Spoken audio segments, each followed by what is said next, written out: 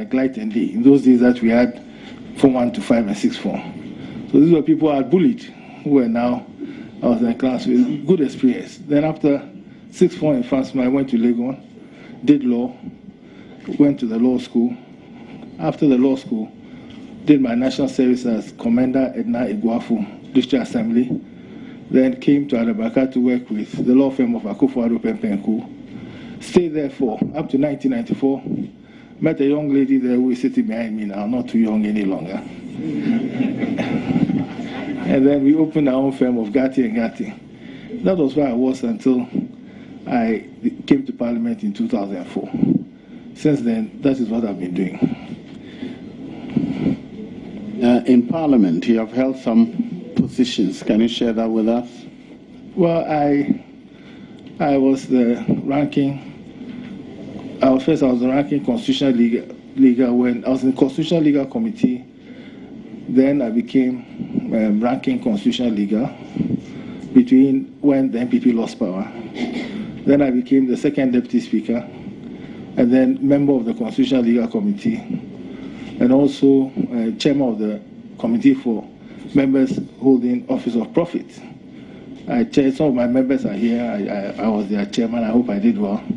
And this term, I must confess that I told the leadership that if they keep me in the Constitutional Legal Committee, I'll kill a human being.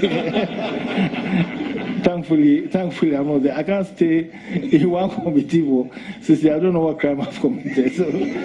So thankfully, I'm not there. So those are the positions I've held in Parliament. You haven't told us about your being Attorney General and so on. Why? That was, you said in Parliament. Well, we want to hear what other public service positions you have held. Thank you. March 2005, I was made Attorney General. I was Attorney General, Deputy Attorney General, thank you. Deputy Attorney General, Deputy Minister for Justice. I occupied that position for a little over a year. In April, President Kufuor nominated me as Attorney General, Minister of Justice. And I was sworn in as Attorney General, and I remember the date because I was born on 15 June. I was sworn in on 16 June as the Attorney General of the Republic of Ghana, 2006. There I remained until 6th January 2009. Yeah, questions on the CV, yeah. Congrats, my good friend, Joe Ghartey, a man of many paths. He didn't tell us that you were one-time legal advisor to Accra House of Supporters Union. That's true, and I was also chairman of Second 11 Wise. Yes. Some people wonder how I can belong to two clubs. I was supporting a footballer called Joe Ghartey, who was playing Blaster at the time. He transferred from Wise to Heart. So when he transferred, I also went on transfer. Yes. On your CV, page 3,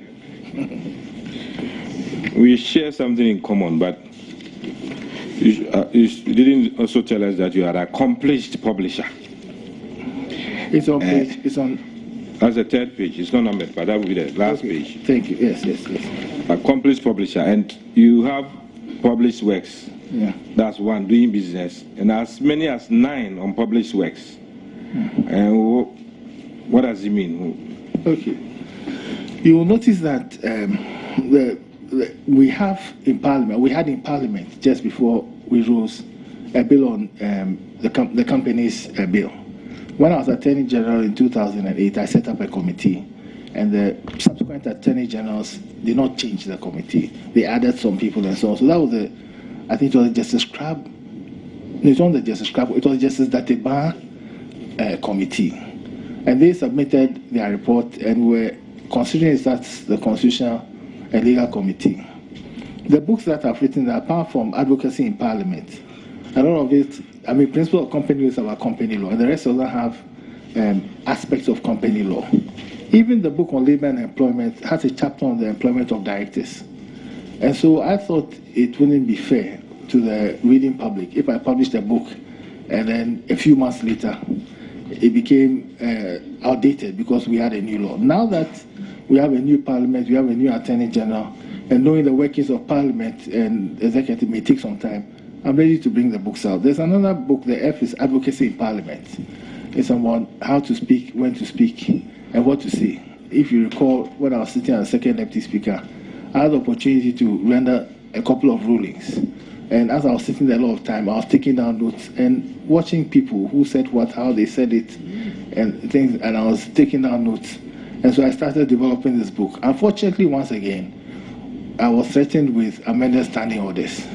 And so you can't bring out a book and immediately bring out the book is amended. So I'm waiting for the standing orders, but as for the ones on company law and so on, it's not opportune, but very soon I'll be inviting you to the launch. I hope you have time to attend. Let me ask you this, just for intellectual exercise and academic purpose.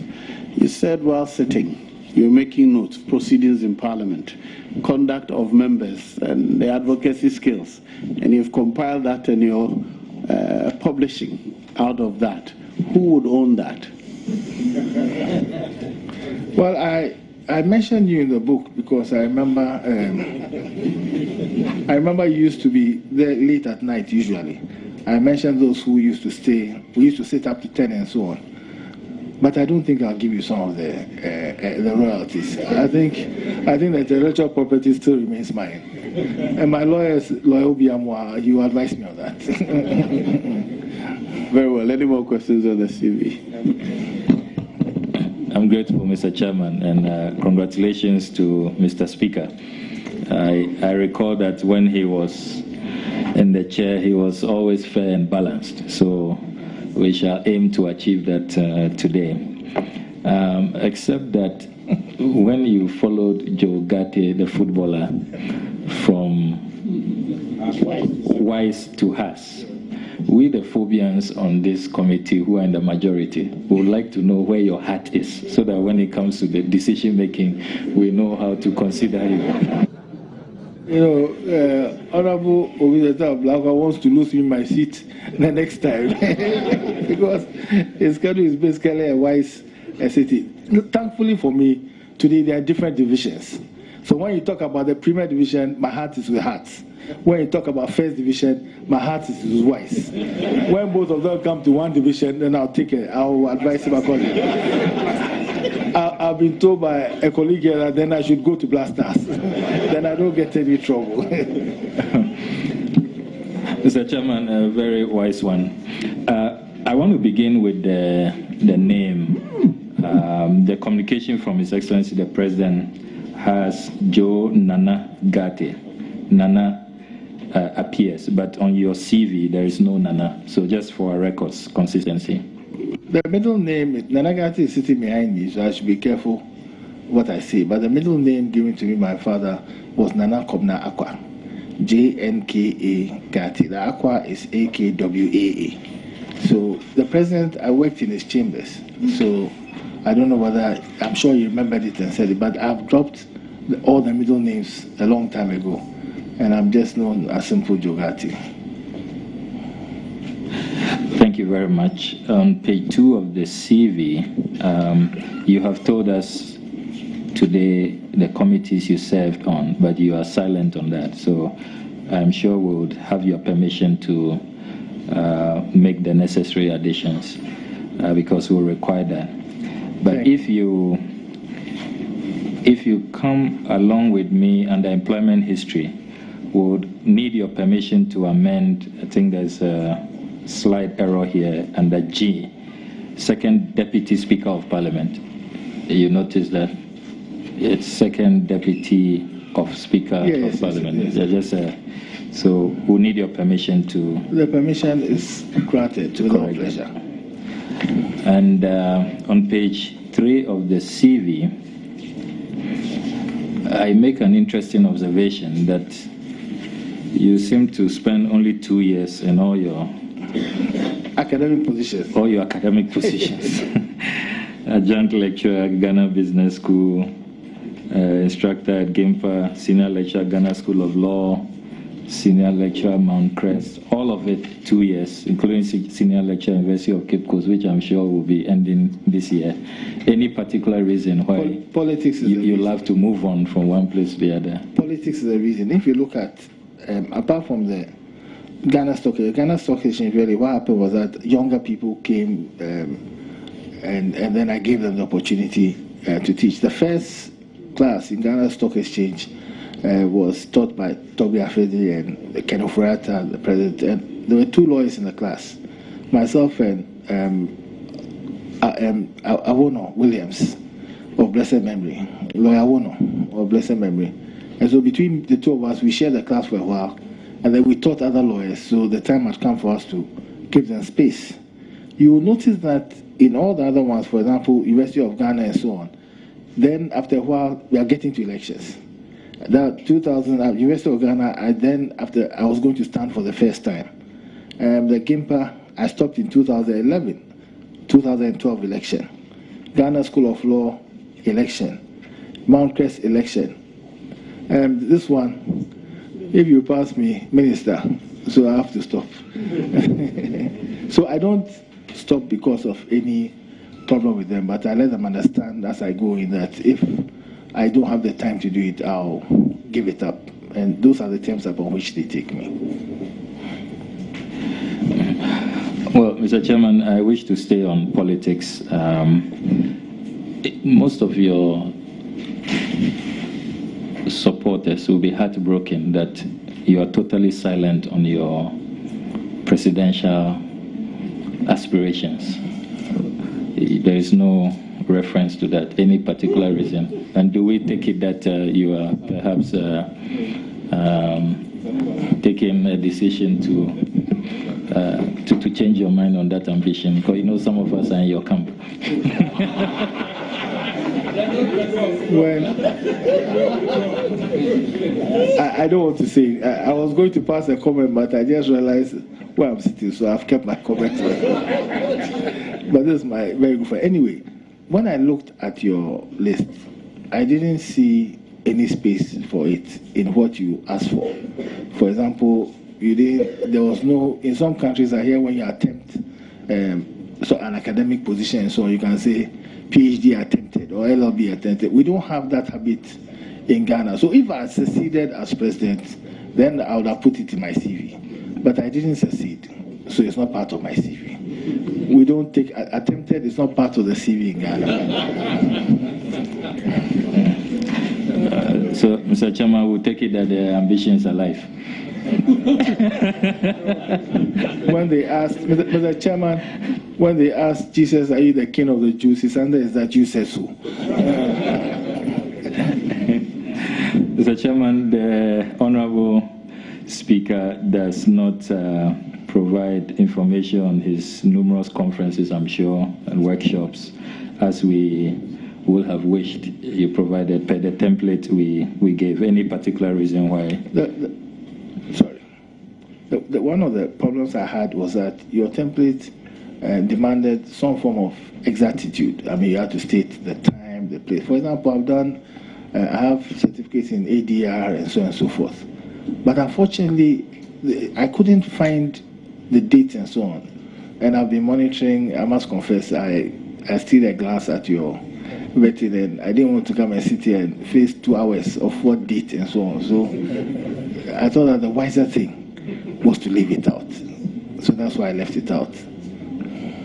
Mr. Chairman, I'm done. Thank you. Honorable Samuel Atacha.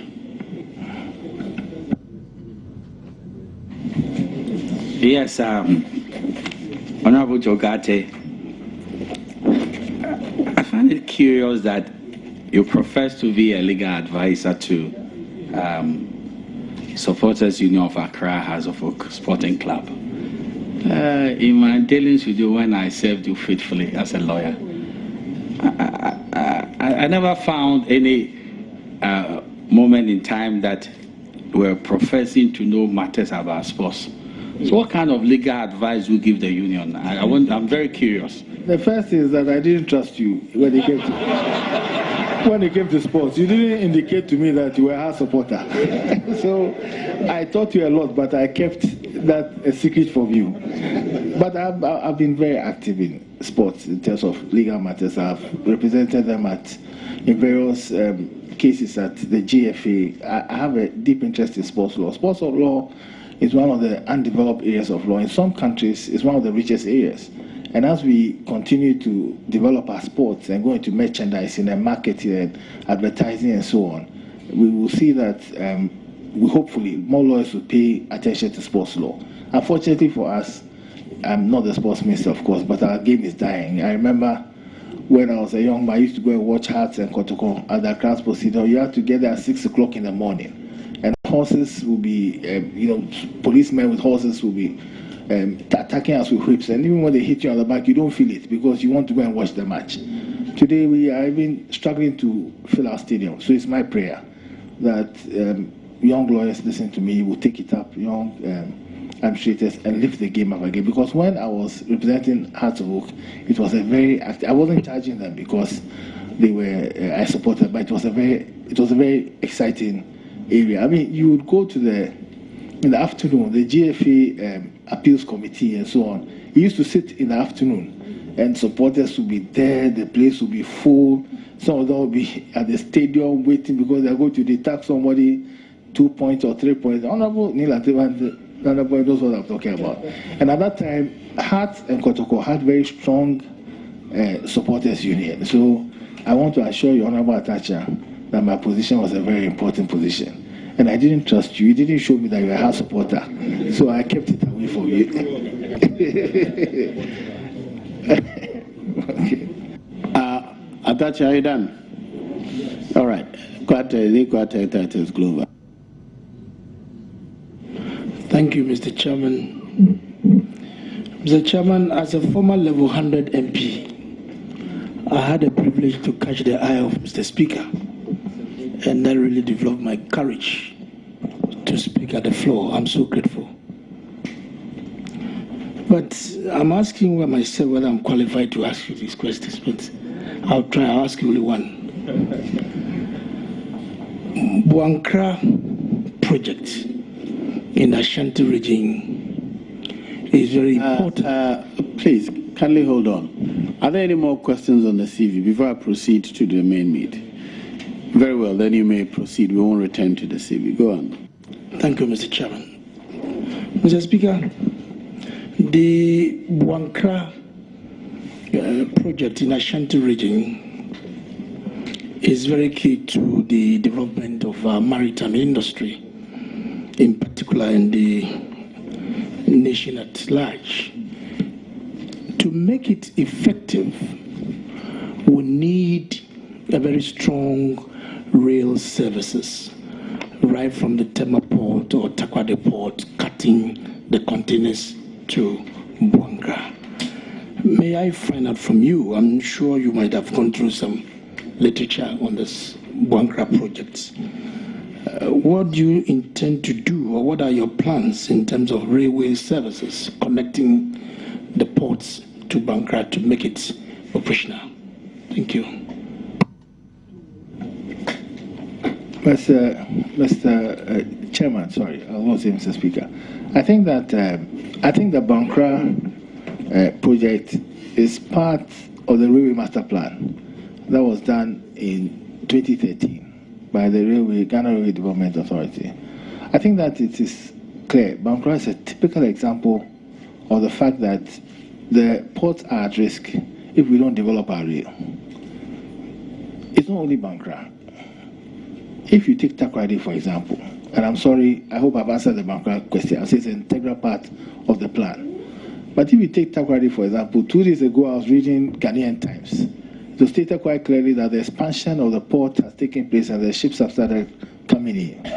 The draft has moved from 6 feet to 16 feet, which means for that the vessels that can come now, the manganese and bauxite vessels that can come, they can come right up to the quay, and they can take up to 100,000 tons of whatever mineral they are taking. Now, these vessels, because of demurrage and so on, they don't want to stay for a long time. And if they are there for 5 days, 20,000 tons with trucks, even if we give the trucks an axle load of 50 metric tons per truck, and that is very, very generous. You will need 20,000 trucks to carry the bauxite from a place like Isuta to the port. That is Armageddon. It's like the end of the world. I mean, imagine 20,000 trucks hurtling from Takoradi to the port in 5 days.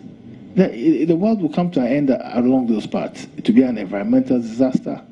It will be a traffic disaster. It will affect the infrastructure disaster. It will be a disaster, total disaster. And so it's not only Bankra. The place where we have reached in the development of this nation, the port, Bankra, ourselves as a people, we cannot do without developing the rail. And the Bankra question is a question that, when being answered, is a good example of the necessity for us as a nation to take rail development seriously. Mr. Chairman, right from childhood, I grew up in Katamantonga, Yalolo, and where you have the railway station. Just behind my grandfather's house is a railway station. And it's a single track lane. Can you share with us in this committee if we have plans to have a dual rail tracks to facilitate easy movement of goods in this country? Thank you. Mr. Chairman, if you wouldn't mind, it would be useful if I spend just a few minutes explaining the master plan to you, and it will help you to position all of us, all of the committee members, to position all of you to investigate the issue more. Not appreciate. I know you appreciate already, but you will ask me more concern. And if you don't mind, Mr. Chairman, I will stand.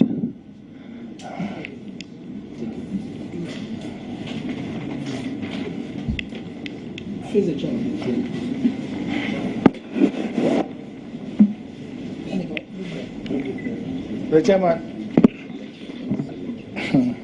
I need to, Mr. Chairman, with respect, we need to start with a little history, and I won't be long, I promise you.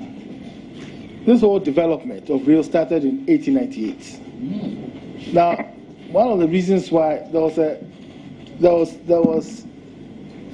were different interests. There were some of the colonialists who wanted it to be used to develop mining, and there were some of them who wanted it to be used to develop agriculture. The mining people won, because the governor at the time, who I believe was called McLean, I think so, had just come from Malay, where they used rail to develop tin. So they started from Sekendi in 1898. The chairman, by 1901, they had reached Takwa. By 1902, they had reached Obuasi, your constituent. Obuasi, no, we had reached Obuasi, not your constituent, sorry. Your neighbors. And the chairman, and that is the red line that you can see here. And then by 1903, they had reached Kumasi. They went to Obuasi because of economic reasons, but they went to Kumasi because of military domination. It was easy for them to transport troops quickly from the coast to Kumasi. I want you to bear in mind, Honorable Mr. Chairman, that the time that they used to contract, 1898 to 1903, 4 years, 5 years. Then 1909, this development, and that is called the Western Line. It was narrow gauge. Mr. Chairman, by 1909, they had decided to start developing from Accra towards Kumasi. There was a certain dispute whether they should start from Accra or Pam, but Accra got the better of the day because it was a capital at the time. They reached Kumasi in 1923. You will say that they kept long, yes, because there were floods around here, 1910, 1912, and also the First World War also prevented them from moving that fast. Then this line here, the central line here, started in 1926. And it was influenced mainly because of timber exports, the Kede area, and that whole area. And then in 1956, they continued it on this yellow line that you see, the base. Now the total of all these lines that I talk about at 1950 was about 935 kilometers. It was narrow gauge. Today, as we speak, only 13% of that is still operational. The 13% of that which is still operational is about 130 something kilometers. Now, out of the one that is still operational, there's a lot of it which is operational in quote, if I may say so. For example, 40 kilometers from Isahome to Accra is iffy, it's bad. I mean, the derails and so on. Now, from 1956, the next thing of significance that happened in this industry was not the construction of rail. The next thing that happened of significance was the division of Gapoa and railway. That happened in the 70s. And then railway also became a company, a limited liability company subsequently.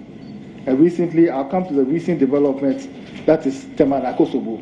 But let me just say that between 1898 and 1931, 31.4% of the GDP, and the research is here, I can lay it on the table, 31% of the capital expenditure of the colonial government was spent on railway. It did one thing. The rails were built by the colonial masters for their interests, but at the same time, it created a boom in cocoa never seen before. It made Ghana, or Gold Coast then, the richest colony in Africa, because they were carrying cocoa on their heads, headbands, on their heads from the bush to the coast, and now they could put cocoa into a moving locomotive. They grew so much cocoa in these areas that what happened was that there was a food shortage in these areas. The farmers stopped growing cash crops, they were growing cocoa. Mr. Chairman, the researchers describe the impact of this on economic development as a persistence of economic development. Over 100 years after the rails have collapsed, the areas along the rail path are more developed than the areas that are not along the rail path. Subsequent to this, in 2008, one of the last things that was done was that in 2009, an act was passed, 6th January or something, the Ghana Railways Act, which led to the creation of a Ghana Railway Development Authority. 2008, government had commissioned a study as to the viability of the Tema Akosobo line. And the new government followed it in according to the dictates of the Constitution. As we are all aware, not too long ago, the 85 kilometers of the Tema Akosobo line has been approved by Parliament. It is our desire to go to Paga, as is stated in our manifesto. The President has made it clear that his aim is to go to Paga. There are two ways of going to Paga. We can go Tema Akosobo via the Volta River, drop off at Bupe, and from Bupe, go to Paga. We intend to do that. But this blue line is called the Central Spine. From Kumasi to Bupe, this area forms the breadbasket of this nation. We are convinced beyond reasonable doubt that if this line is developed, the price of foodstuffs, the economic benefits will be it will be unimaginable. Mr. Chairman, fuel is 50% less if it's carried by rail. Cocoa is 25% less if it's carried by rail. And people see rail and they see the tracks and the rail going. Mr. Chairman, some of us see rail, we see something different. We see a growth of an economy that we can't even begin to explain. We see what can happen. We see the growth of new cities. One of your members, Mr. Chairman, talked about Bonkra. Bonkra is excellent. But where the rail will terminate around Paga will create a new city. If you think about it, when our first president thought about Tema was based entirely on the port. It was based entirely on the cargo that would come there. What is Ghana Ports Harbour Authority? It's a landlord which has created a port, and it makes money out of rent, and it hires out services to people. We shall create a completely new city in the north where it terminates, and the landlord will be Ghana, will be the railway service, part of the railway sector. And Mr. Chairman, if we believe the research, which I do believe, because there's physical evidence, what will happen in Ghana if we agree to expand the railway is an economic explosion. What we are thinking about the transformation of the economy, can only happen, or will happen the fastest, if we invest in the railway. Mr. Chairman, people, after this, we have two lines. We have the Eastern Line extension, and we have the Western Line extension. Along this line are also some mineral deposits. Along this line goes to Yendi, passes here to Yendi, and Yendi, we know we have iron ore there. The iron ore in Yendi, the bauxite in Chebi, these minerals are not economically viable because we don't have rail to those areas. The means of transport makes it economically unattractive. And so this is the master plan done by Ghana Railway Authority. We are Railway Development Authority. We are focusing on redoing the Western Line, the Eastern Line, of course, Temako Sombo, and then also starting to attack what we call the Central Spine. The total project of all of this, the master plan, is $21 billion. That's the total project. But if you look at the Central Spine, it can be done with our $5 billion. Yesterday, I was watching you, and the roads minister said that the arrears in roads is about 17 billion cedis, which is about $4 billion. If that one is given to railway development, if we don't reach Canaan, which is Paga, we'll get near Canaan, like Moses.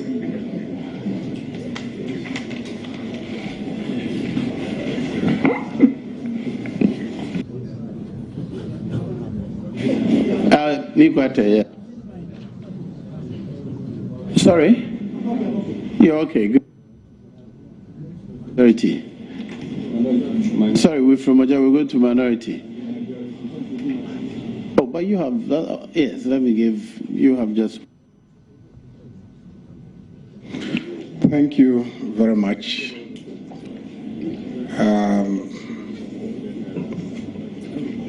Honorable Ghartey, one-time Deputy Speaker, and my senior at the bar. When do you hope to get to Paga?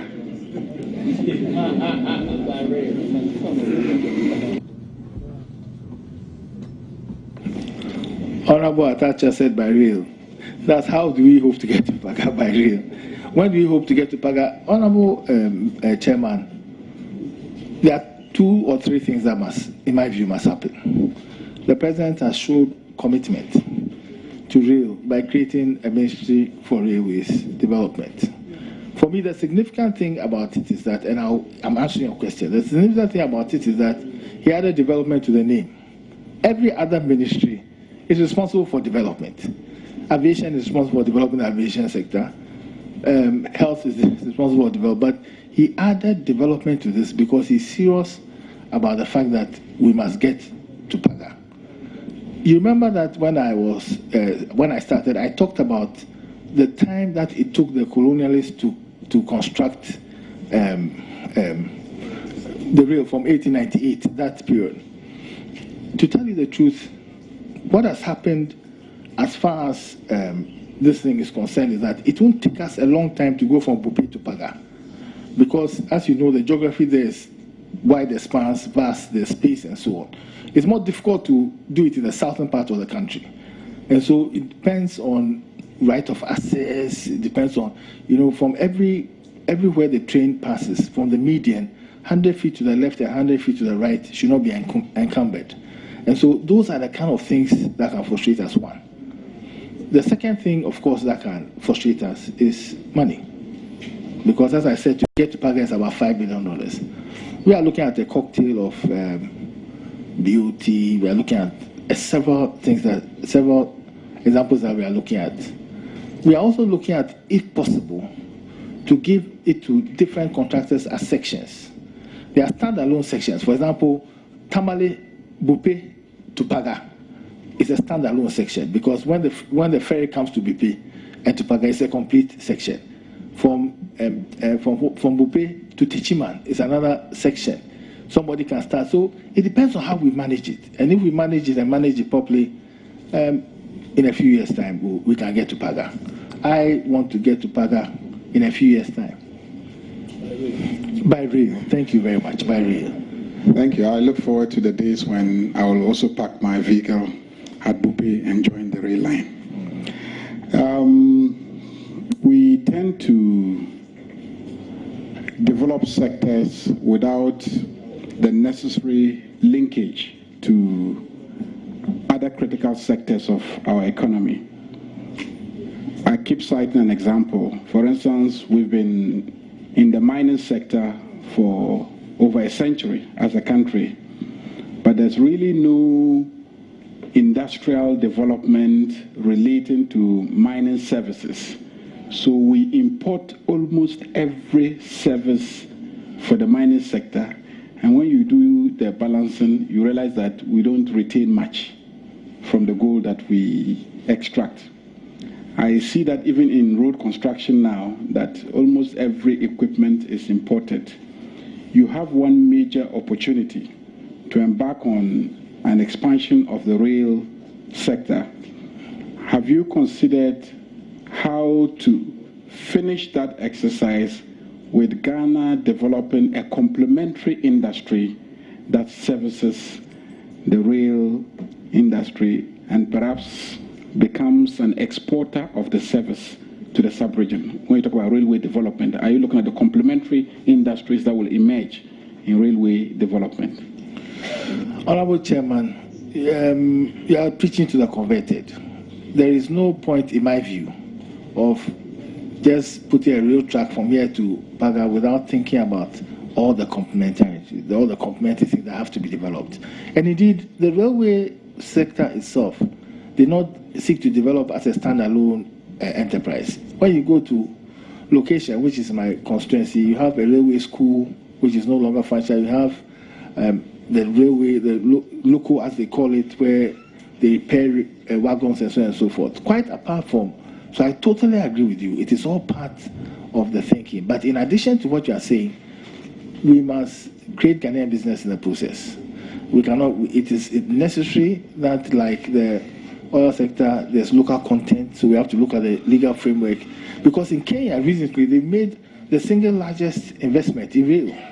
I mean, if we manage to make an investment of $5 billion, I mean, that will be the single largest investment that we've made in one sector since independence. And Kenya just did it. And so it is, I'm glad that you are, Mr. Chairman, I think, because it is so evolving, it's unbelievable. We have to look at how, first, look at Ghana Railway Company, for example, and then we're talking about the local expertise. There's one engineer who is 23 years as an engineer. The next engineer is 3 months. From 23 years to 3 months. So we have to develop the expertise. There are people who are willing to come and do the sleepers in Ghana. Sleeper is what they put between the tracks to keep it stable. We have to try and get the wagons done in Ghana. There's a group that have approached us who want to do the wagons in Ghana and export it to Nigeria. If we can do that, and they want to do it in location which is my constituency, if they can do that, it will make me a very happy person, quite apart from the fact that it's also in my sector. So we are looking at all that, complementary industries that develop as a result of the rail. And all serious countries have done that. In Japan, what they do is that they create the rail and they build cities near the rail. They create the rail and they don't wait for the economic development to come to the rail. They take the economic development to the rail. We must build industrial parks around it. We must build industrial parks around it. We must look at location of industry. I have a friend who does boutique share nut products for export abroad. She tells me that when it's put on road, by the time it gets to Accra, the quality of the raw material has been compromised. And so sometimes it's taken abroad and then people sometimes reject it. So she's jumping up and down, praying that the rail will reach Paga. But apart from, if I may just say something, apart from the long distance rail, the plan of the railway is also to do suburban rail. And they've taken Accra and Sawom, as you are aware, with Accra Tema, Kumasi, Ejoso, and Kojokrom, Takoradi. The Kojokrom Takoradi line was recently commissioned by the former president, but it has a little work to be done on it. Then Sawam line is collapsing. Ejusu Kumasi, I think, hasn't started yet. But we must also do intercity railway. Because, you sit in a vehicle. I go to my constituency in the Western region, and you travel along the road, and the flyover is an excellent thing at Kaswa, but it has located the traffic to another point. That's what flyovers do. So just now, the traffic is at Burumbura. I went to a funeral this weekend, 3 hours in traffic there, 3 hours back. People go through this every day. Children, you see children in their parents' car, 9 o'clock in the night, going home. By 4 o'clock, the parents are waking them up. When they close work, when they close school, the parents can't take them home. So they come to the ministries and they are under the tables. If a committee of parliament decides to go to the ministries to find out how many children are there, you'll be surprised. Look at what it does to our productivity. We have children. How can you really work when your son or daughter is playing around your legs? The minister comes into your office, they are kicking your son.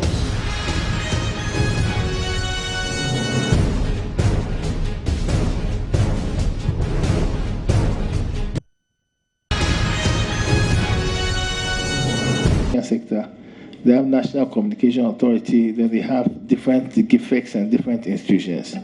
We're not going to reinvent the wheel. We'll look at similar institutions, but I think perhaps the time has come when we must have the regulator and then have the promoter of the business. But it may not be done immediately. We are not going to waste all our energy trying to create new things. We are going to focus on what is important now, and we'll be thinking about things at the same time. Honorable Samseahi. Thank you very much, Mr. Chairman. Mr. Chairman, the honorable nominee spoke about history of railways development in Ghana. I did not hear him say anything about the stretch from Awasu to Takoradi and plans in place to revive that stretch, because it makes economic sense to revive it, because it will help in the transportation of bauxite from Awasu, conveying cocoa from the cocoa growing areas to the port. What plans do you have to revive that stretch from Awasu to Sekondi? Thank you. Honorable Chairman, I want to assure the member that he should rest assured. It is part of the master plan. If you look at the master plan, it is part of what has been marked blue. The part that has been marked red on the master plan is a narrow gauge that exists already. The part that has been marked blue is a standard gauge that is going to be developed. And so Awasu, you cannot talk about the Western Line without Awasu and Suta. Because the fact that minerals is one of the driving forces of factors that leads to railway development cannot be overemphasized. And when you talk about cocoa, I've said before that we talk about cocoa routes. We should rather talk about cocoa transportation, not cocoa routes, because they're from that stretch I'm talking about. Even from Awasu to Dunko to Takwa, it's a serious cocoa growing area. And if you use rail for cocoa, it brings down the cost by 25%. When it brings down the cost by 25%, it puts more money in people's pocket, boosts the economy, transforms the country. So, Honourable Member, I agree with you. It is part of our plan. It is part of that phase. And that phase has already started. It has started from in Takoradi area. We shall continue to Takwa. That's another section. We shall do Takwa to Dunko and then branch to Awasu. Then we shall continue from Dunko to Kumasi. We shall be developing it in sections. You have finished. Kujo, you wanted to ask a question? Very well, I'll come back to you, please.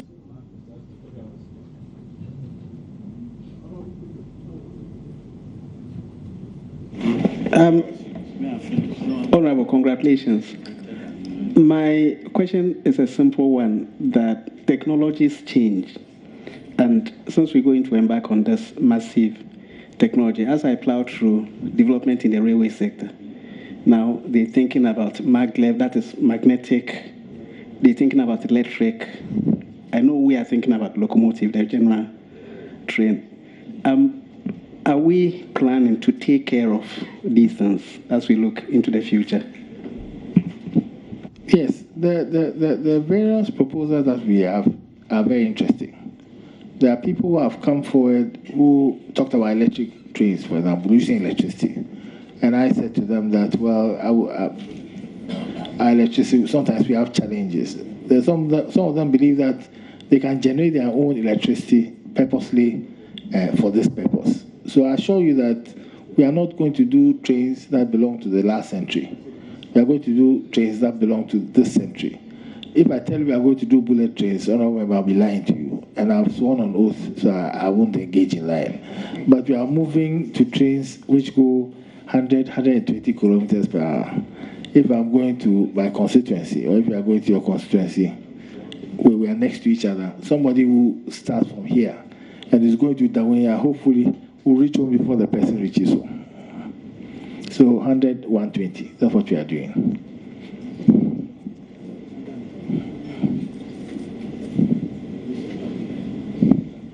This one we don't want.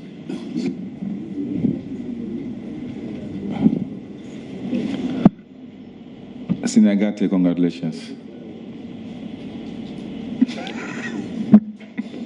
I didn't want to ask a question, but as the Member of Parliament for Odododo, which harbors the most difficult railway situation in the country,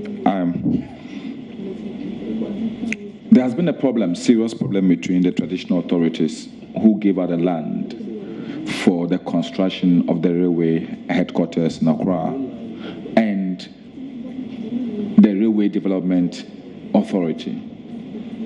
How, because of issues about compensation and also issues about railway workers themselves ceding off some of the lands for people to build shops and things.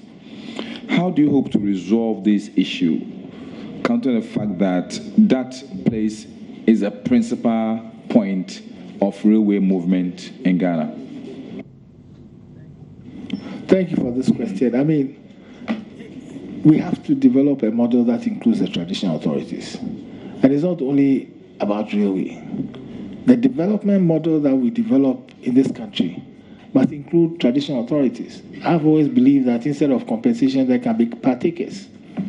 Instead of them just being compensated one-off, they can partake in the economic windfall that will occur. That area, yes, is a railway and is going to be a railway station, but it can be redeveloped. I went to stand there in the night. On the left was NIB, opposite which was the new merchant bank, I think they call it Universal Merchant Bank, and on the side was Liberty, Ghana Commercial Bank. Now, when you face the railway, on the other side are warehouses and so on, and then you go to Kantomanto.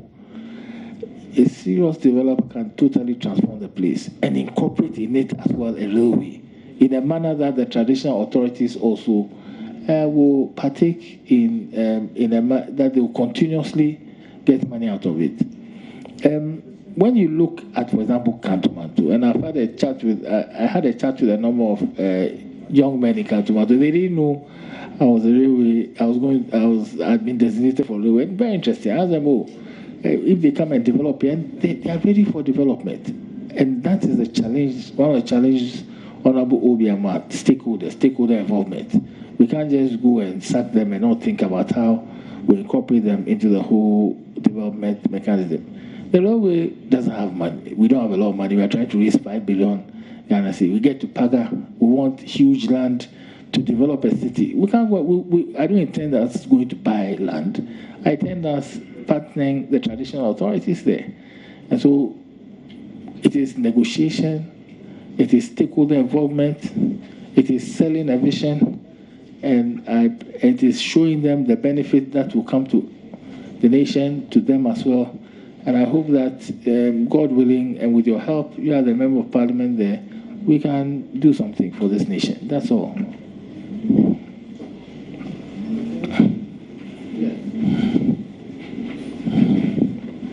Thank you very much, Mr. Chairman. Congratulations, Honorable Speaker.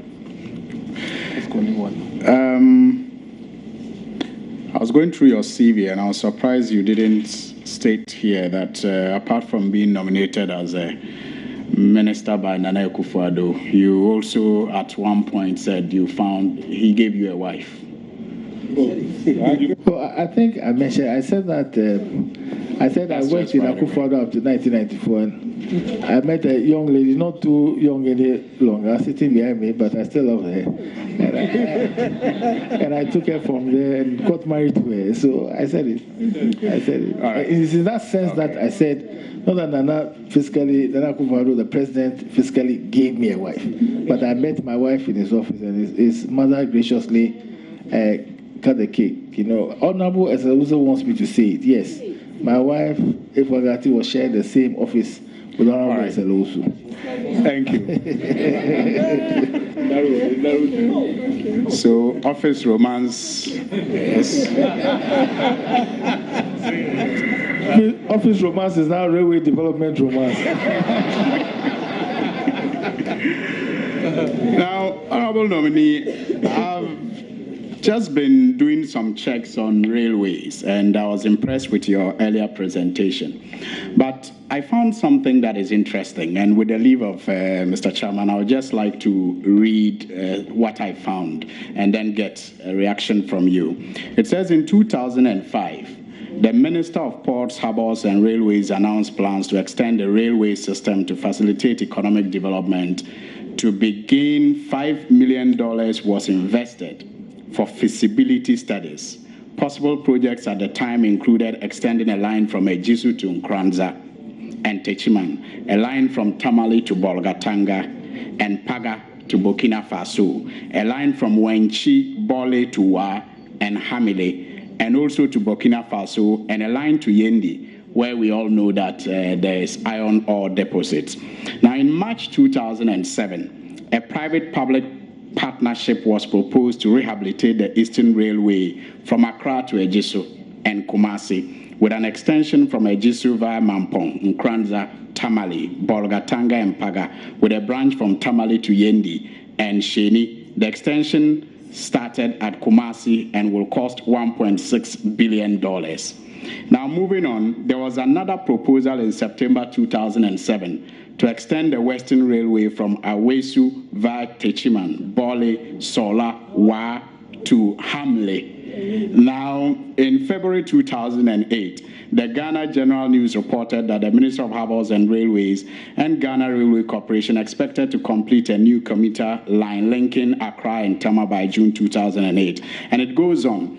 But again in 2010, Ghana Railway Corporation began a $12.9 billion, that's $6 billion US, railway project at the construction of the Ghana rail infrastructure to Ghana high-speed rail and to upgrade all of Ghana's railway line network. It has been planned to be completed at the end of 2014, with construction managed by the China Railway High Speed and the Chinese National Machinery Import and Export Corporation. Now, what have you learned about all of this? And what is the assurance that after you are possibly passed by the plenary, we will not come one day to still read about all these dreams and commitments, in some cases funds, to develop our railway? Thank you. You know, what you just said, for me, is the reason why the president set up a Ministry for Railway Development. Because there have been plans and plans and plans, but we haven't focused on railway development. In fact, the president said several times on platform, I heard it myself, that one of the tragedies of our development is the fact that we haven't focused on the rail. We've let the rail slip by. As I said before, in 1898 to the 1930s, 31.4% of our capital expenditure was spent on the rail. Just now, last year, 841 billion Ghana cedis was spent on roads, and 10 billion Ghana cedis was spent on rail. Less than 10%. So it's for this reason. You see all these people. I've met a lot of people.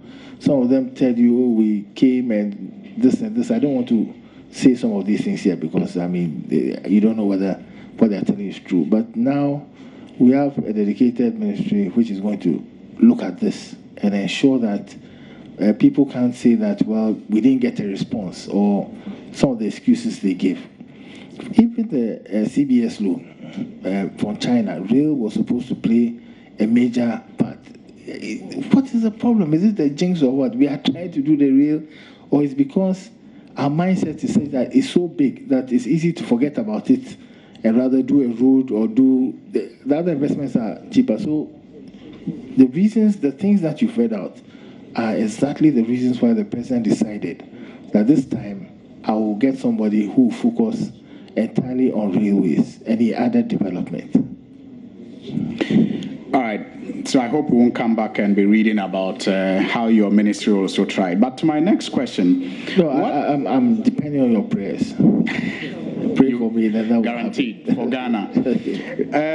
There was this rail line that was done and commissioned by the former president. It was by, I think, the Togo Railway, together in partnership with Diamond Cement.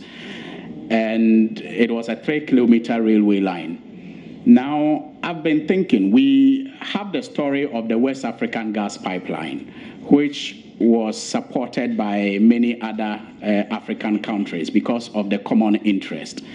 With this experience of Togo partnering Diamond Cement, and we hoping that we can extend our railway to Paga and perhaps even serve, some of the inland countries with the Buankra port, is it not possible to get the other countries that will also benefit from this railway, so we do it in such a way that we connect our countries for the mutual benefit that exists? Is this something that you see yourself pursuing?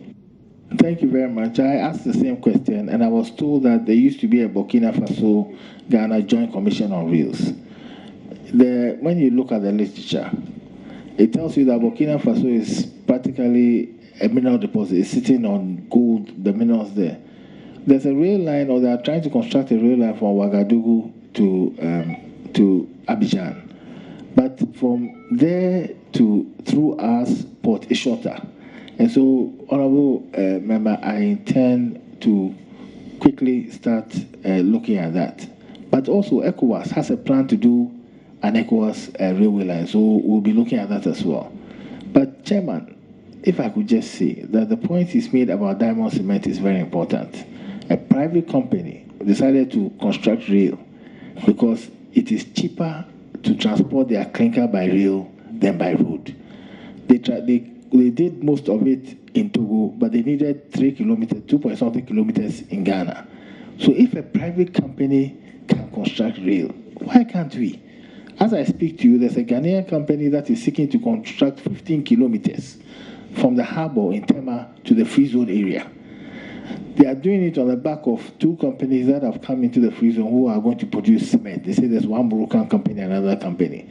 The question I ask is that if private individuals, private companies are constructing rail, why can't we as a government? And so it is no compromise.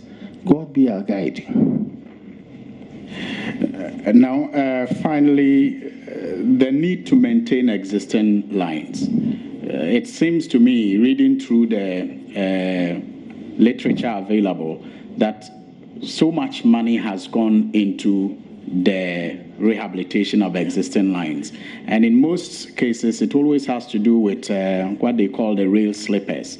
Is it possible for us to move towards a situation where we have companies interested in producing some of these rail slippers, like the concrete rail slippers, that will, perhaps reduce the cost of maintaining it, and so that you can focus on the extensions? Thank you, Mr. Chairman. There are 2 companies who are talking to us just now. If you are so gracious to approve me, and the Premier also follows your lead, I'll continue talking to them. And they intend to produce concrete slippers. In fact, the Ghanaian company, which is doing the 15 kilometers, they are producing. They've brought into Ghana a concrete slipper producing machine. That's what they've told me, and they are prepared to start producing their own sleepers. So it is possible and it is doable. It is possible and it is doable. It is not a mission impossible. It is a mission possible, which will lead to an economic boom. Thank you, Mr. Chairman. Okay, I'll give the last chance to Honorable Atacha. Thank you, Mr. Chairman. Most learned senior, I am very, very excited that we're about to premiere such a powerful industry to propel the economy forward. I want to talk about the connectedness between the integrated aluminium industry and the railway, having regard to Inahin and the Chebi-Baako connection. How do you see the establishment of a very good railway system bringing about integrated aluminium industry? Honorable Chairman, on the central line, from Kede to Chebi is 5 kilometers. 5 kilometers, rule of thumb, $3 million per kilometer. Those 5 kilometers, I think if the honorable member will be kind enough to pledge this $1 million per constituency to that project, it will help us do the Chebi to Kede. Or at least if I get his support, we can raise the money. But the truth of the matter is that we have to have rail to make that viable. And I'm fully committed to getting it done. This Ministry of Railway Development must, as a matter of necessity, cooperate with all other ministries, including the Ministry of Mines, Trade and Industry, and so on. So we are going to do that railway, and hopefully you will see the benefits of an integrated aluminium industry. Thank you. Okay. Last final question. Then we have covered everybody. I'm most grateful, Mr. Chairman. Mr. Chairman, I have 3 brief questions, very simple questions. Congratulations once again, Mr. Speaker. I want to begin with the railway workers. So far, we haven't talked about them. I'm told that there are over 1,000 of them. We will read occasionally media reports about concerns they have about their salaries, their delays in payment of salaries, their working conditions. And it's because, as we all know, the railway sector has struggled for some years now. Have you to railway workers across the country? Thank you. Mr. Chairman, in my constituency, there are 2 polling stations called railway quarters. There's one at Kojukrom, the polling station. There's another one at Keten. My constituency was built from the railway. And their railway workers, they pass in front of my house, Location Road, every afternoon in their bus on their way to work and back. And so, yes, they have problems with their salary. We've charged the MD, together with the new body they come, to give us a 3-year plan. 3 years in which to make the railway company viable. They have 100,440 workers. Most of their income comes from bauxite, carrying bauxite from Insuta. Carrying manganese from Insuta to the coast. There's a plan to improve the narrow gauge line because there's a demand just now from Ghana manganese because of the improved port that I talked about. And they are assuring me that if they get some injection, and if the lines are improved and they buy better wagons and so on, the income that they will get from pulling it will be sufficient to enable them to pay themselves. I also said, and part of the thing I talked about, other income, like the stations, like the tracks, like the adverts and so on and so forth. Those are the other incomes we are trying to look at. But we have a plan, and the MD has agreed with me that we'll put forward that plan to Ministry of Finance that within 3 years, the company must be economically viable. We can't afford to let railway company die because those are the workers we have, what we use to kickstart the new exciting railway sector that we are talking about. Well, Mr. Chairman, my second question, and that has to do with a certain belief, I don't know how credible that is that there is a strong haulage lobby out there, and that it is not in the interest of the haulage lobby to have a vibrant railway sector. We are told that the Secondary Takoradi project, for example, has really cost the haulage companies because obviously, as you have eloquently put out, it's cheaper. It makes economic sense to use rails to transport goods than if you were transporting them by road. How do you respond to that suspicion out there that there's a haulage lobby that consistently stifles the progress that this nation ought to make in railway development?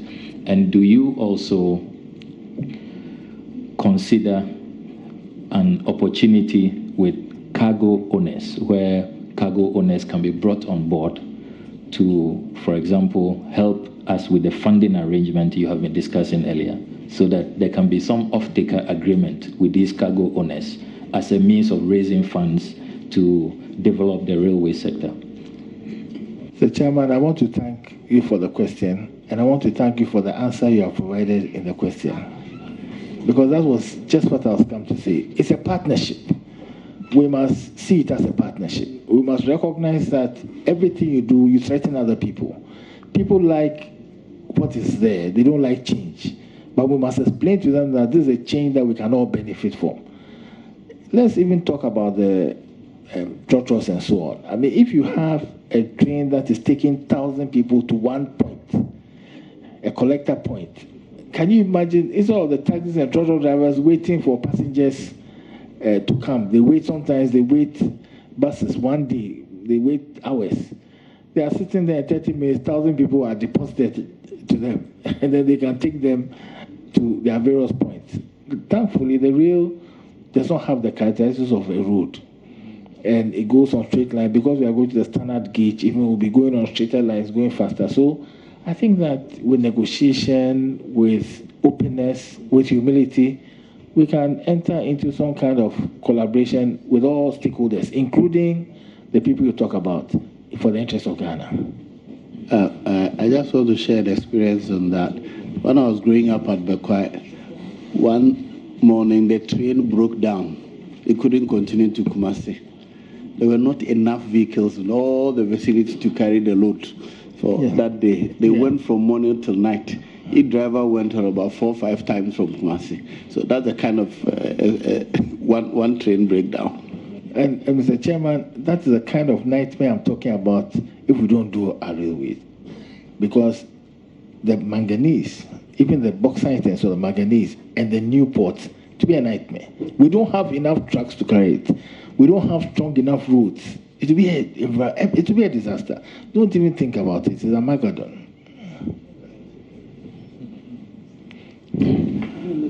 Well, Mr. Chairman, before my last question, just 2 quick observations. I noticed that of the over 25 nominees we have vetted so far, only 2 have come to make detailed flow chart and map presentations. And those 2 have something in common. They are all presidential aspirants. Mr. Chairman, Honorable Ovidio Blackwell seems to be obsessed with this presidential thing. I don't know whether he has aspirations himself, so he's trying to find out who his potential opponents are in the future. You shouldn't worry about me. Mr. Chairman, I can assure him that I'm nowhere near that. The second observation is that the Ghana Railway Master Plan, I thought that you will have given a little credit to President Mahama. He commissioned it in 2014, and we are excited that you have mastered the master plan and you are committing to follow the master plan. But my last question has to do with some, I would say, quite a disturbing news article I read a few days ago. I don't know how accurate it is, that the CEO of the Ghana Railway Development Company has been fired. I'm told by industry people that he's the only railway engineer we have in the railway development company and the entire railway development sector. And you have such great plans, you want to implement the master plan. Do you think that this will augur well, being the only railway engineer we have in Ghana at the moment, at least for institutional memory and all of that? Couldn't you find something else, even engage him maybe as a consultant or something, if you have another CEO in mind? But to totally relieve him, wouldn't that affect your vision and your plan for the sector? Thank you very much.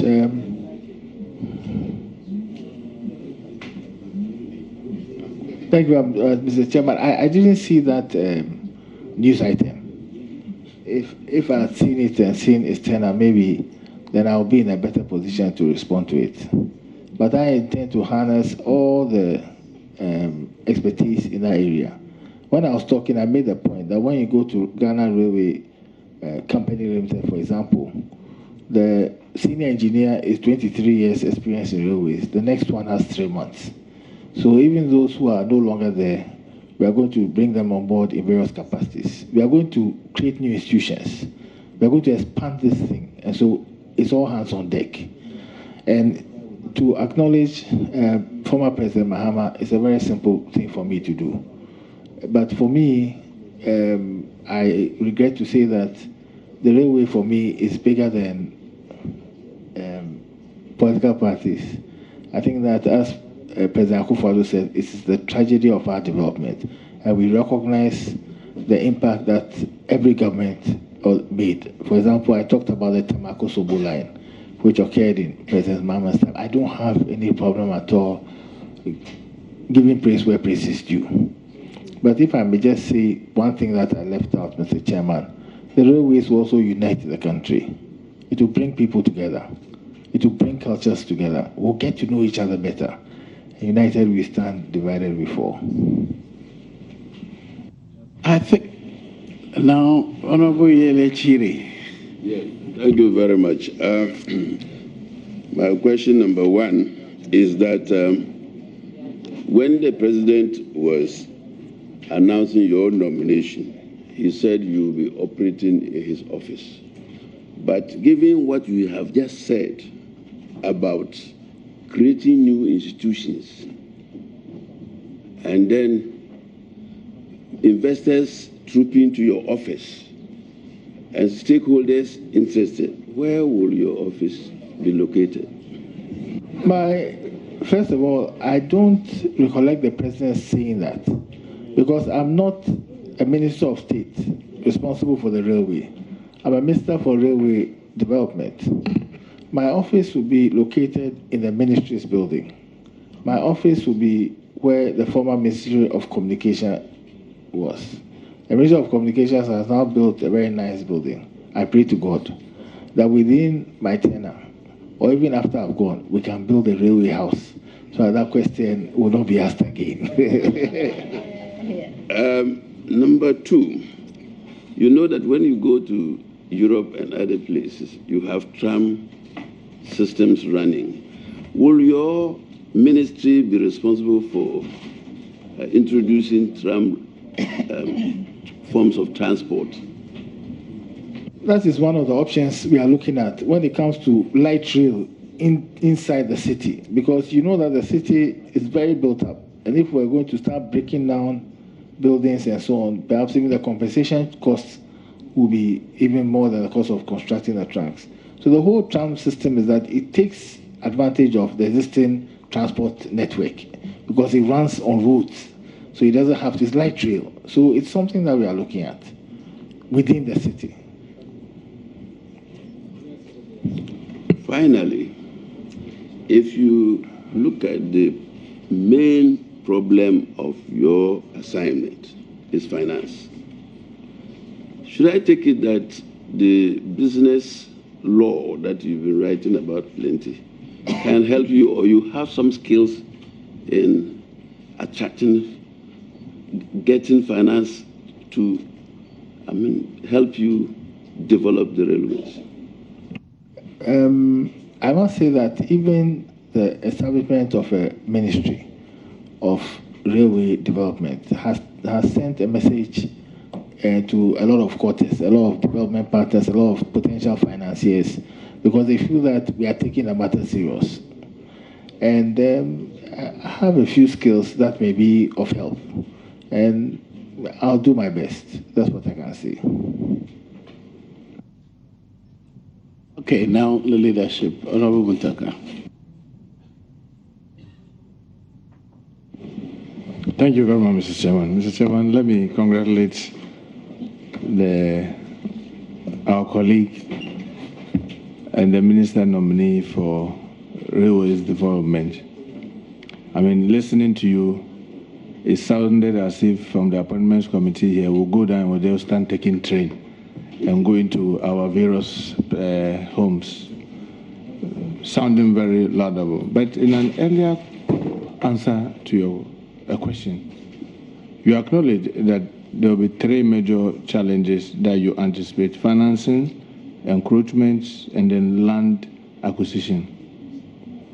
Now, in NPP manifesto for 2016, there's this emphatic statement: we will reduce borrowing, we will reduce the debt. You know, with all that you are talking, people want government guarantee. They want to be sure that their investment will be safe. And definitely, some of them may be international, so they will have to come through Parliament. It will all end up undermining or being at variance with the manifesto claim. What do you really think we'll be able to do with the financing without necessarily affecting this manifesto pledge? Honorable Chairman, I'm very glad that it seems from what I said that by the time we finish, the trains will be ready to move. Our slogan in the new ministry is "the trains must move." And so we will do everything we can to let the trains move. You talk about borrowing. There are other financial models that does not necessarily involve borrowing. There are people who want to come and build, operate, and transfer. Number of years they want, for example. I don't want to go into detail because we are in the very early stages. They've just spoken to me. Every time you come to me, I remind you that I'm just designate. And designate, no matter how your working changes, you're not a minister. So I talk to them out of courtesy, but I make it clear to them that I don't have the power to go into that thing. But even the out of courtesy meetings that we've had has enabled me to see that there are various options. And there are various people who are very serious, and are willing to bring models which are acceptable to us. And that is why I told you that I approached the Minister of Finance, and subsequently his ministry, that we need clarity as a ministry what we can do and what we cannot do. And we must quickly join with them, some form of committee, so that when people come to us, for example, if we are not willing to give sovereign guarantee as addition, when they come to us, we must be able to tell them that if it's sovereign guarantee, we can't do business with you. But there are various models, financial models, which do not necessarily put a burden on government. Mr. Chairman, do I then get it from the nominee that we can say with an assurance from him that whatever models that he may opt for will not lead to government borrowing, it will not lead to government debt going up? Honorable Chairman, I've been a member of Parliament for a while, and I know about the government assurances committee. I don't know whether government assurances affects ministers-designate, but you know that once a member of Parliament says, "Will you give us an assurance?" It's a trap, and I will want to fall into that trap. When I become a minister, you can ask me the question on the floor, and I will give you the assurance if I have the power. Just now, I don't have the power to answer you. If today, God forbid, I pass away, I'll never be the minister of railway development. And if you are not so kind enough to approve me, I cannot be. But you Honorable Chairman, we are clear about our procedure in Parliament. An urgent question to the Minister of Railway Development, if you pass me, will be answered. Well, I'll take that as a consolation. Mr. Chairman, come back to the issue of the encroachment. I mean, one of the lines in Kumasi passes through my constituency. And if you see the level of encroachment, it's just so terrible. Now, you have also the chiefs also giving part of the other lands for other things. And the claim is that government never acquired it properly. Now, when you are approved, if this House approves of your nomination, how are you going to deal with this? You mentioned it as a challenge, but how are you going to deal with it? Because it's a major thing. I'll deal with it the way we always deal with encroachment. A combination of litigation and negotiation. But I've made the point, time and time again, that even though I'm a lawyer, litigation is not an option in terms of that I particularly like, because it can take time and it brings bad blood. There are two schools of thought to deal with the encroachment. Some people have argued that instead of spending all your time trying to pass through an area which has been encroached, why don't you create a new path? For example, you go to the outskirts of the town or village and maybe do a short branch to the town, but that's one school of thought. And there are the traditionalists who are against you leaving the traditional alliance. The second Kojokrom Takoradi line passed through my constituency, and there's a place called Bakado, and there was a question of encroachment involving a mosque. And in fact, I have a confession to make. I took a lawyer for them, for my constituents, to fight against Ghana Railway Corporation. Little did I know that I'll be sitting in this chair.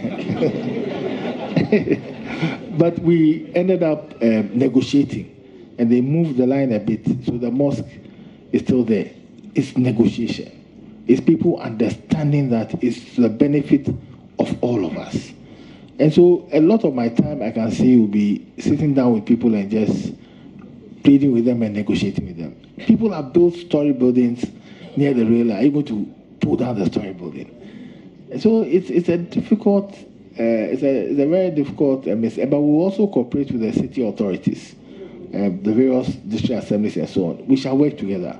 I don't have a straight answer, but what I can tell you is that I will do my best, work my hardest, and cause the least possible damage to life and property. No damage to life, but the least possible damage to property.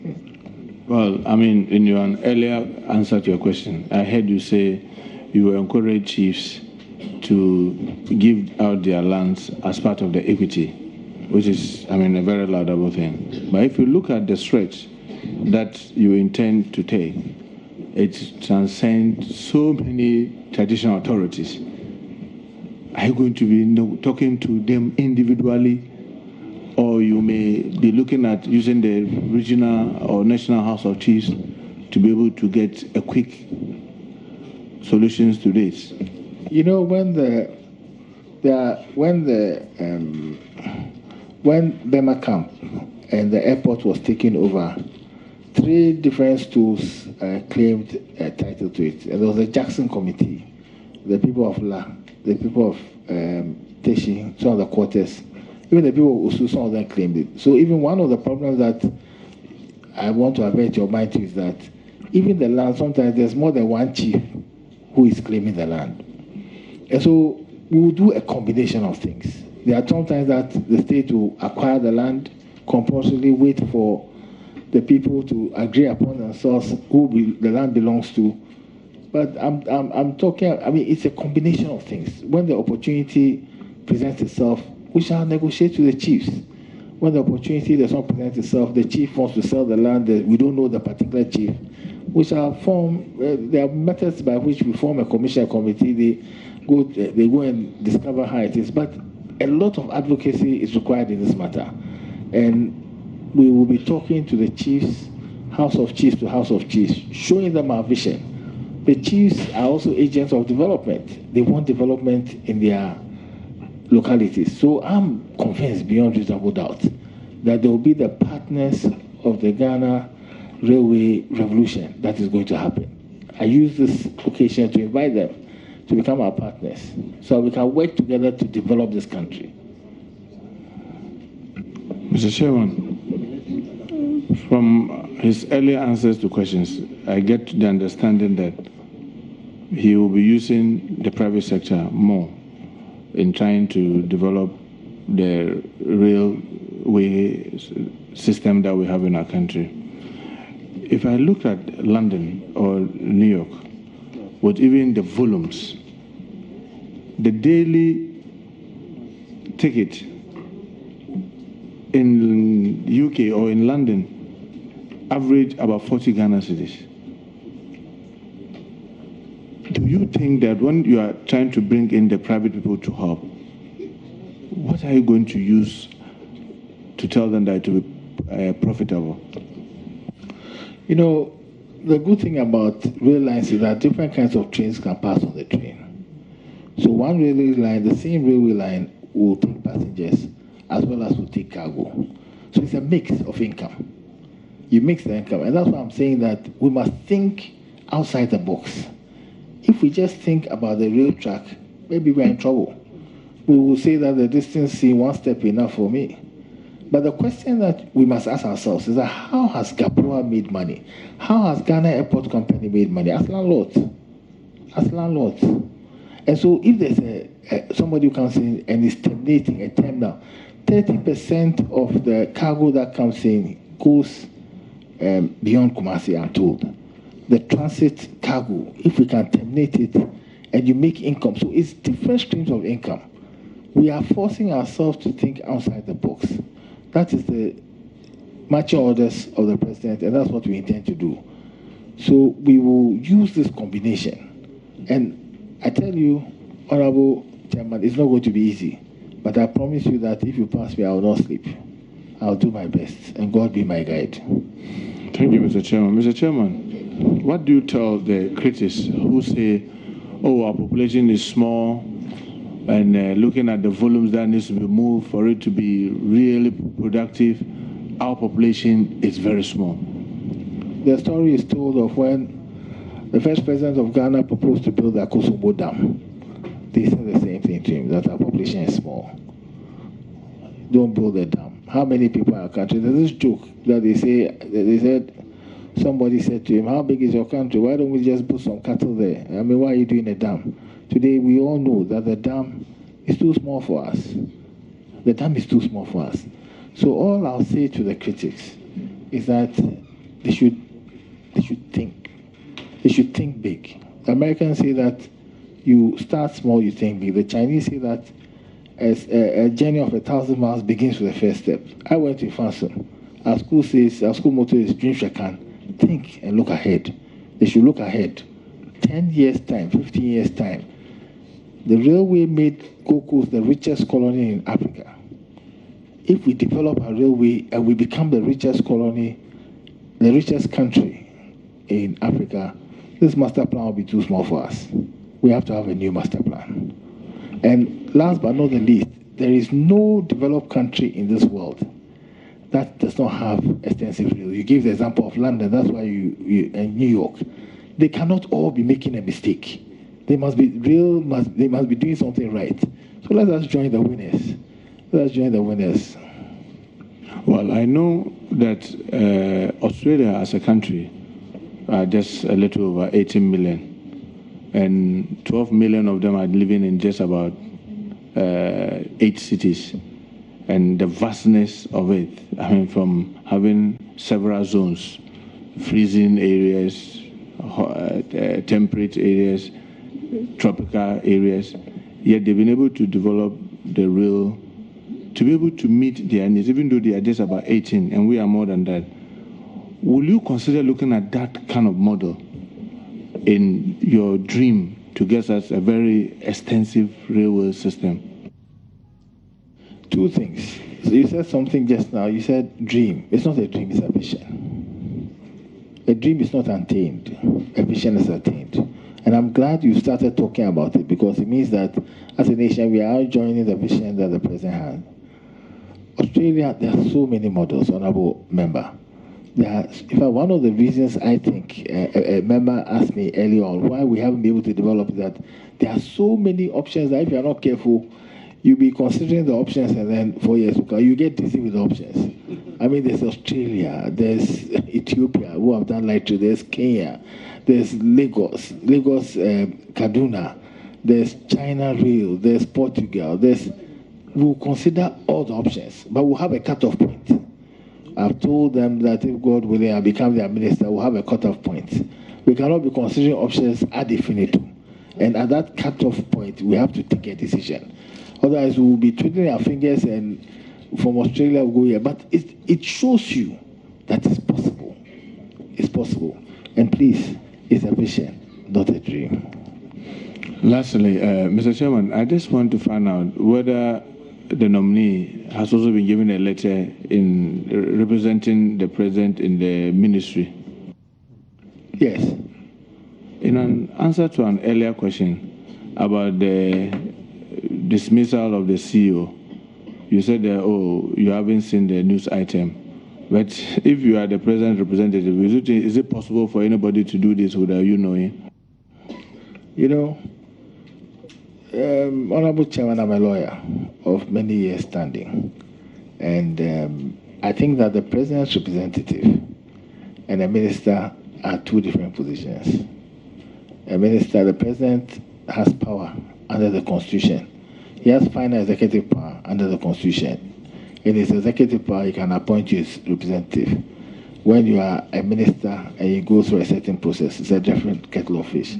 So with regards to employees and so on and so forth, please, if you don't mind, Honorable Chairman, let this cup pass over me. I will deal with it if you are so kind enough to approve me. But I made the point that we are not a lot in the ministry. I tell the workers that we are not a lot. We are now an endangered species. How many railway workers are there in Ghana? How many people know about the railway? So it's all hands on deck. The railway explosion is enough for everybody. Mr. Chairman, I really wish I could let this pass over him. But my concern is there's no board. But the Transition Act, obviously, there can be a board. So if you are the president representative and people are acting in their ministry, I'm not saying that you've said you didn't know. And it sounded as though you are not aware. Don't you think that all of us need to be worried? Not at all. What I meant was I wasn't answering the question, but I was being polite about it. I didn't get the last bit. I said what I meant was that I wasn't answering the question, but I was avoiding the question. It is a manner, but I was being. So don't get worried. But I assure you, you see, my view is that when you are a representative, you have your limits, and so because that's why it seems as if I'm going up and down. But don't worry. Like I said, if you approve me, Honorable Mutaka, and I'm praying that you approve me, I will answer the question. Urgent question, I'll be in Parliament. I will be standing up and answering the question for you. Thank you, Mr. Chairman. Thank you, too. Honorable Deputy Chairman.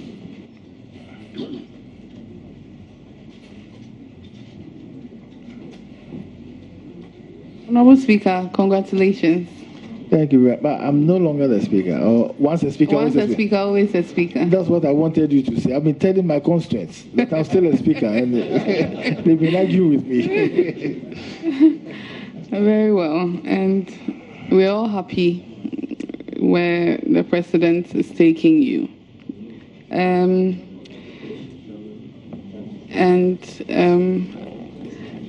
I believe that I'm on the seat that I am in now because of your mentoring, and I very much appreciate it. I remember you'd always call on me even when I'm not prepared and I have to think on my feet.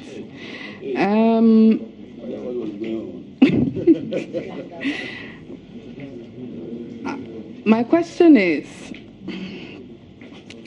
I have concern when it comes to revenue collection on our rails, I mean, in relation to our railway. It's not being managed properly. The ticketing, you see the ticket guys on the roadside just pulling out tickets to possible or potential passengers. And I have always wondered whether there's a proper way for accounting for these monies and for tracking the monies that we are able to make on our rails. So I want to ask what you would do as we expand and improve on our railway lines, how we manage our revenue collection as compared to what exists in the Western world, where everything is everything is automated. You actually need to get a pass, you load on money, so when money finishes, you can't even hop onto any train. I want to find out what you would do to ensure that the little that we are able to raise from such passengers who patronize our railway is actually well accounted for. Thank you. Thank you too. Many years ago, when I went to the UK, one of the stations that I used to go to, it wasn't automated then, and one of the stations I used to go to, the master there, the station master or something, he had previously been in Obuasi Goldfields. So this gentleman, every time he saw me coming, he said, "This is a chap from Ghana. He's a lawyer, and he will never ask me for my ticket." Only to find out later on when I went that it's automated. So if you don't have a ticket, you can't even get on the train. But this Obuasi gentleman who used to say, "Well, I can go." Last 3 days, I was watching TV and I saw Ayalolo or something. There's a bus service. And that bus service has been automated in Ghana. It's not rocket science. In Ghana, there's a bus service today that has been automated. So, I wish to assure you that we can do it and we will do it. In fact, there are young people in Ghana who can do these things. I talked to a couple of young people approached me, and they said they can do an application which you can download on your phone, which can actually track a train for you. So like Uber. So if you just on your phone, you see that the train has reached here, it's coming here, and so on. So the kind of ICT that we are going to apply to train, I'm even more excited than the youth. But there are young people, 21, 22, who are talking about all these kind of things. And they want to create a business out of it. So rest assured, we are going to another level. And that level will not involve some form of wooden tickets and so on. Honorable Speaker, my last one.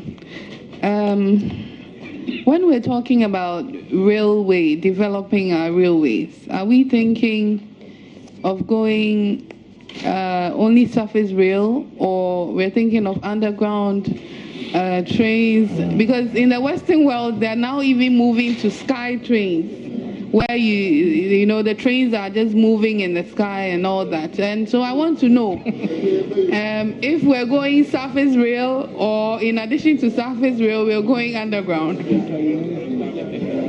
Honorable Chairman, the question has frightened everybody. That we are not even on ground, now we are thinking about sky and underground. Let me just say that one of the things we are going to do, I was talking to the experts, the engineers, and one of the things we are going to do is that we are going to have straighter tracks. Because the train is going to run faster, the tracks have to be straighter. The standard gauge has to be straighter. So they were telling me, for example, that some of the hilly areas, they'll go through the hill. The situation used to be that when we meet a hill obstacle, we dodge the obstacle. We go around the obstacle. And they gave me an example of if you are coming from Ejusu, for example, and you want to go past Kumasi and then go to Ofinsu North. That area, when they said that area, I said, but that's a very hilly area. They say, yes, but we'll pass through a hill, and on some places, we'll pass through a valley through a kind of elevated bridge and so on. If you go look on your phone and you download the Kenya Airways, you see that they are traveling on some kind of bridge over their natural parks and so on. So I assure you that this is a modern bridge, but the strict underground that you talk about, let's say in the city, I said it at one meeting, and the reaction here was what happened. The people nearly collapsed, and I said, why? They said the cost per kilometer, the average cost per kilometer for what we are talking about is about $3 million. When you go underground, it's about $40 million. So please, Chairman, with your permission, let's stay above the ground for the time being. 10 years, with some time to come, if I'm still around, then she's young. When she will then move into underground, she'll take us underground. I was hoping that she was going to suggest how she will help you clear the railway line in her constituency so that there will be space. Yes. Oh, she also has a railway line in her constituency with encroachment. Yes, I do. The Domi Railway, it passes through Taifa, then through Domi, then it goes to Accra Central. So, but I see. And I understand the underground question. I have a market. I have a market situated around the same area, so it's more of a marketplace than a railway. So we'll invite you to probably bring your technical guys and see how best we can. It's still running though, but it's more of the safety of these traders and of all passerbys, and so we'll see. I'll be frequenting the office. So yeah, if you take me there, you're always welcome. But what you say is very important, because now we are going 100 miles per hour, so we cannot have this situation, and I can't emphasize it more. We cannot have the situation of people practically living on the rail lines. The slow train is coming. So if you approve me, you're always welcome.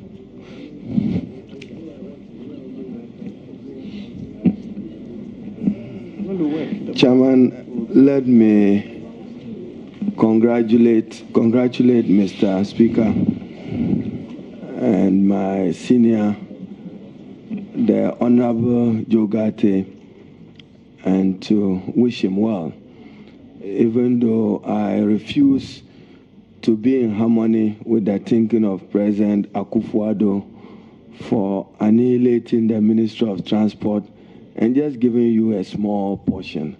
I thought that given your capacity and competence, you may as well, and stature, you may as well have been presiding over a contained Ministry of Transport as it was. But that being the case, we can understand that the President, for emphasis of delivery, wants you to primarily focus on railways. Let me also, Chairman, add that the Honorable Ghartey, I respect his depth on corporate law and on constitutional law. And in my budding years, I learned a lot from him, and we worked together in many enterprises, including ensuring respect for fundamental human rights.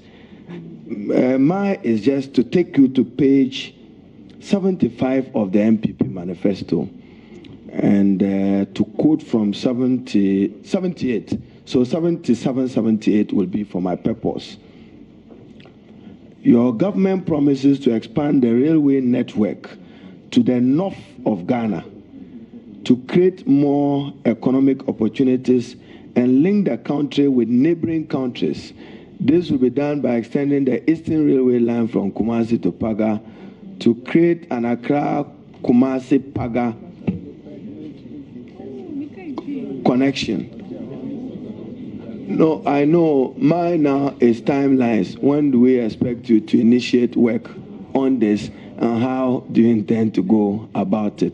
So you can extend it even to the next paragraph, since you've dealt with the Tema Akusumbo rail link. When should the Ghanaian people expect you to begin work in the realization of this vision? Thank you.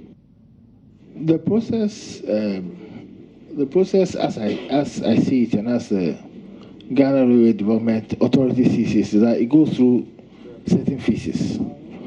It goes through a pre-feasibility phase, it goes through a feasibility phase, then it goes to front-end engineering design, and then it goes into the implementation stage. In some of the sections, we are ready to receive proposals for investment. We've done the front-end engineering designs, we've costed the project already, and some of the sections we are ready to do that. In some of the sections, we are at the earlier stage. But as I said before, the intention to do it in the quickest possible time is by focusing on standalone sections. For example, Bupe to Paga is a standalone section. And so somebody can be looking at Bupe to Paga. Bupe to Techiman can be seen as another standalone section. Techiman to Kumasi can be seen as another standalone section. The President is desirous that this be done within the shortest possible time. And when I talk about the shortest possible time, and the manifesto is 4 years. So once you approve me, hopefully when the budget is read, work starts. And the timeline is now. I haven't heard Techima Tamale. Oh, I heard it. Techima. Oh, but from Bupe to Paga to pass through Tamale. You know, Honorable Chairman, my geography is quite good.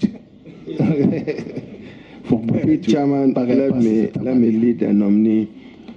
The assets of Ghana Railway Company Limited, subject to some revised legislation, which created the Ghana Railway Development Authority.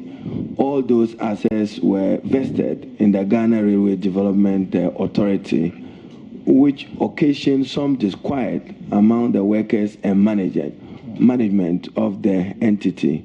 What will you do with the workers to guarantee the right ownership of these assets as they understand it?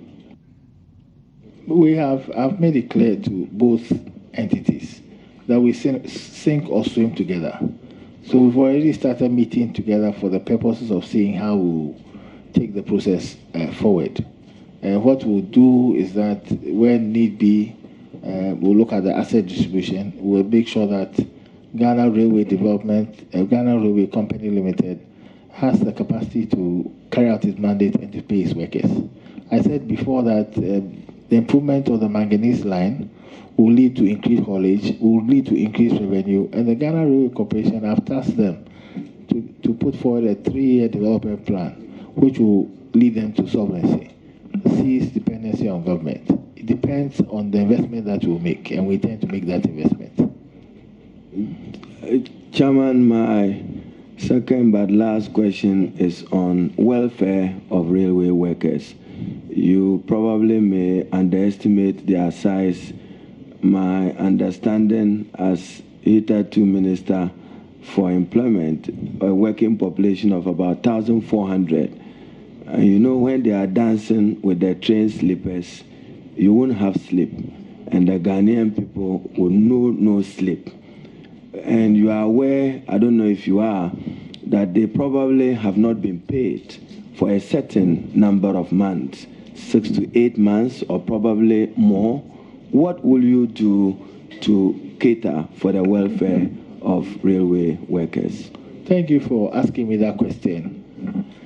For me, the railway worker, the problem of railway worker is a personal problem. Like I said before, a lot of them live in my constituency. My relatives are working the railway. The bus passes in front of my house on Location Road. I live on Location Road. Location Road is Location Railway. That's where I live.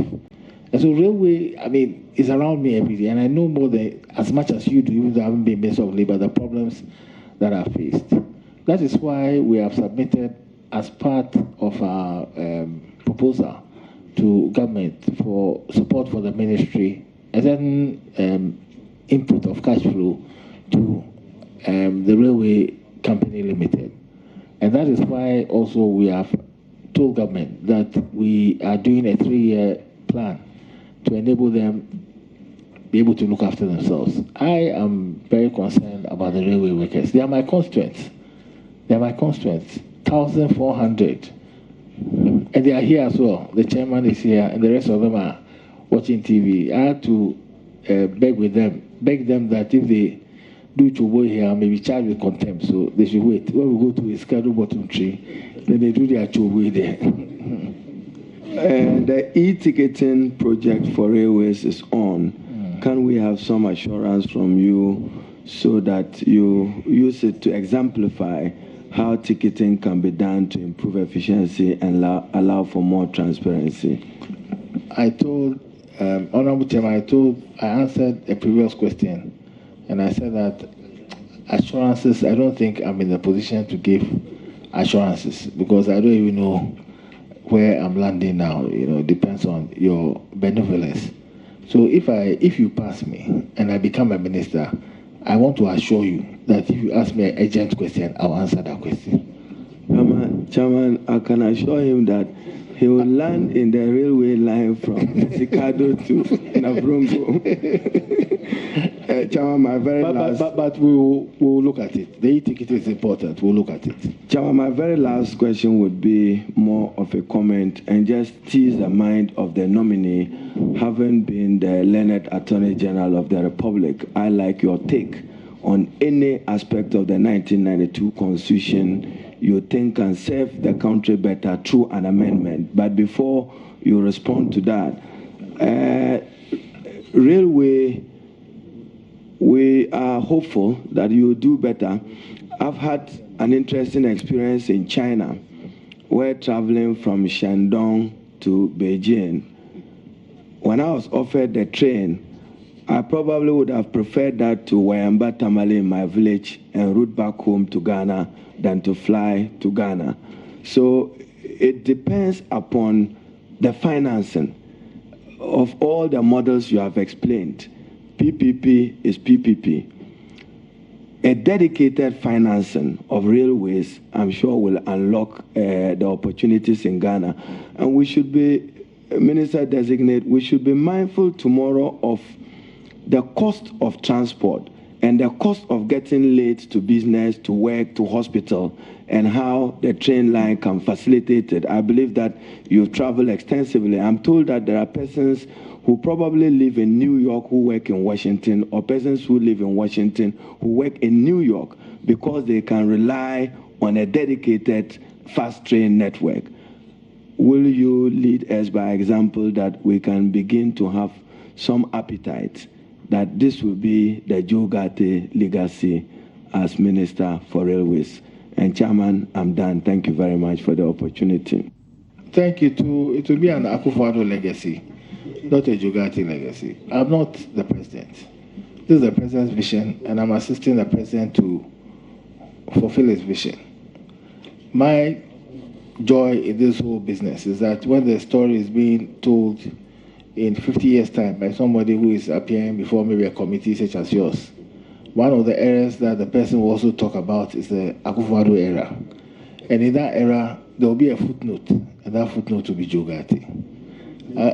I also want to say that I don't really, I appreciate the point you made, but I'm not disturbed in the least. I think that whatever position the good Lord puts us in, we must thank him. There are so many Ghanaians who are qualified to sit in this position that I sit in. They are not their engineers. There are so many people. God has been good to me. I see these appointments not even as human beings appointments. I think that God speaks to the heart of men. And that when God speaks to the heart of men, then they act accordingly. So as for me, if tomorrow Parliament says I should sweep this room, I'll sweep it to the best of my ability. It's an opportunity given to me to serve my nation. And I'm telling you, railway, if you go to India, railway is the biggest employer of people. If we take this railway development seriously, by the next 4 years, people will be killing each other to become railway development minister. The constitutional question, I didn't hear it. Thank you. It's okay. Okay. We know you have so much information. You've shared enough. I have no question for you. What I have, I'll bring it to you at the office. So we take it from there. Here's what?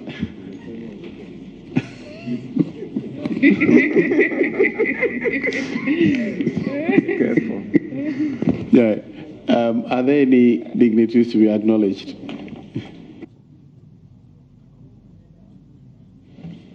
The following persons were here to support the honorable nominee.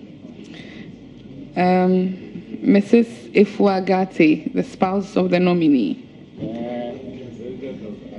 Nana Ojiahoho Yao JB II, President, Western Regional House of Chiefs. We have Nana Kobina Nkeshia, Omanhene Esikado Traditional Area. And then we have Nai Ghartey. Nei Ghartey. Nei. Okay. Pardon me. Nei. A Futu Traditional Area and the brother of the nominee. We have Nana Bahima Asanteba II, a Tuabo. We have Obrimpon Nana Ohima Dachi, Upper Discov. We have Nana Ahamanza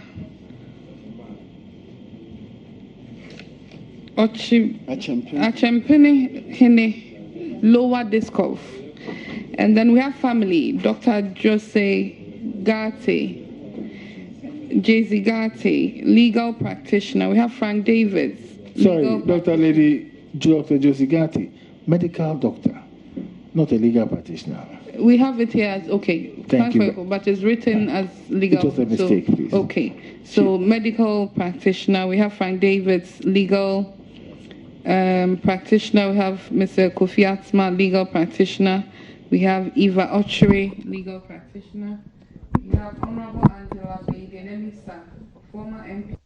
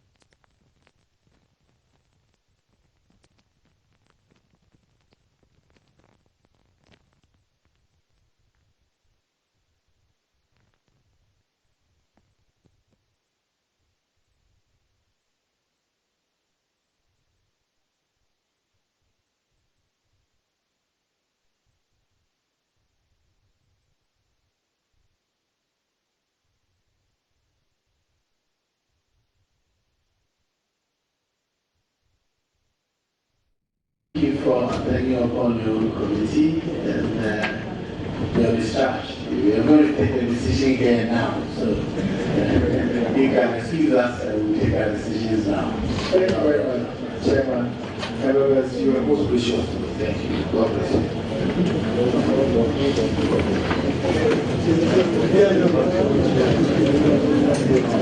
you.